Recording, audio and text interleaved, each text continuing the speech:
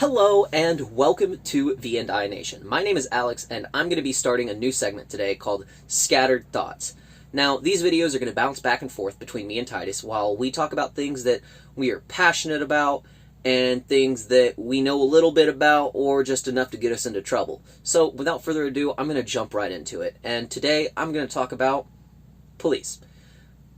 Now, the police is kind of a hot topic here and there because there's all these cases of police brutality and police shooting the wrong person, breaking into the wrong house, enforcing unconstitutional laws, and I'm on the side of not the police. There's the whole, thin blue line movement and all of these other police support groups, and I am not one of those advocators.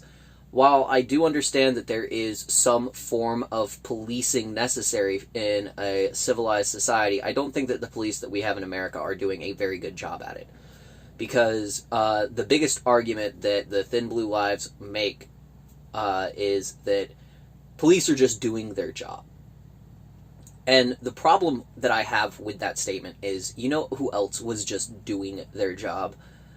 The soldiers in Nazi Germany, the police in Nazi Germany, the ones who enforced what allowed the Holocaust to happen. Because until things are written, until things are enforced by a group of individuals, you just have words on a piece of paper.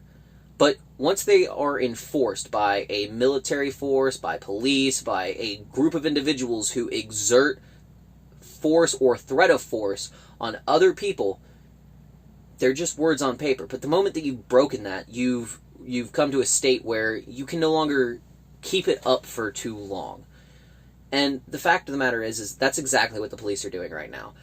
And I don't know how many of you follow these type of things, but red flag laws, those are basically laws that if, let's say, you're concerned about somebody else being a threat to themselves or others, you can basically anonymously report them, and they can have their guns taken away from them, but without due process and without anything else.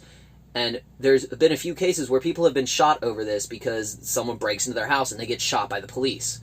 And, I mean, if we want to talk about, the police are doing a good job, I mean, there's countless cases of police abusing their power and not understanding the laws in their own city, which they are supposed to enforce. And with that being said, many of the laws that they enforce, just like red flag laws, are also unconstitutional. I've said this before, but in my personal belief, a victimless crime is not a crime. And what I mean by that is, if there is a crime that is committed, say speeding, that has no victim, then it shouldn't be considered a crime. And I've heard the argument that, well, speeding is endangering the people around you. But unfortunately, just because somebody doesn't feel safe doesn't mean that you should sacrifice freedom for the idea of safety. Benjamin Franklin once said that those who would give up liberty for the sake of safety deserved neither. And he was perfectly correct in that. Because when it comes down to freedom, it comes down to personal responsibility and personal protection. I'm not going to call the police if someone breaks into my house until after I've taken care of the situation, because more than likely the police aren't going to make it there in the first 30 minutes, and I'm already either going to be dead or robbed. So then we have to ask ourselves, what is the police doing? And right now, all they are is revenue generators, writing tickets for things that have absolutely no victim, and there's no reason to have these laws in the books.